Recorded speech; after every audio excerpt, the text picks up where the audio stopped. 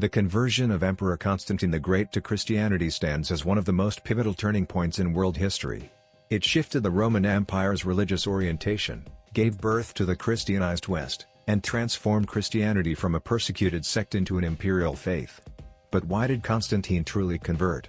Was it a sincere religious experience, a calculated political strategy, or a complex mixture of both?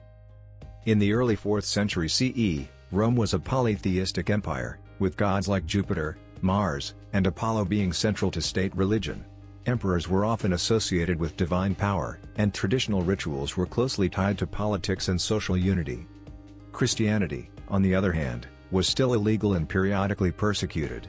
Christians refused to worship the emperor or Roman gods, which made them appear as traitors and threats to the traditional order. Although Christianity had grown significantly in urban centers, it remained a minority faith. Constantine rose to power during a time of great instability. The Roman Empire had just emerged from the crisis of the 3rd century, a time of civil war, economic collapse, and foreign invasion. Dozens of emperors rose and fell in quick succession. When Constantine came to power in the early 4th century, the empire was fractured, and the Diocletianic tetrarchy system, ruled by 4 emperors, was breaking down. He needed to unify the empire, militarily, politically, and ideologically. One of the most famous moments in Constantine's life was his reported vision before the Battle of the Milvian Bridge in October 312 CE. According to the Christian historian Eusebius, Constantine saw a sign in the sky, a cross of light above the sun with the words in hoc signo vinces, "In this sign, you will conquer." He then allegedly had a dream in which Christ told him to use this symbol to win the battle. Constantine ordered the Christian symbol, the Chi, to be painted on his soldiers' shields, and he emerged victorious. Was this a genuine spiritual awakening or a carefully staged event? By the early 4th century, Christians may have comprised 10% or more of the empire's population, especially in cities and the eastern provinces.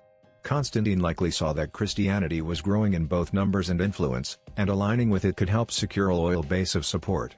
Roman emperors had long linked themselves with gods to strengthen their authority.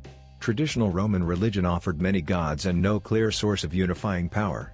In contrast, Christianity offered a universal, monotheistic God who endorsed loyalty, order, and hierarchy, values Constantine could harness for imperial unity.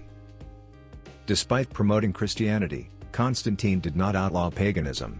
He continued to use pagan symbols, such as Sol Invictus, the unconquered sun, on coins and monuments for many years.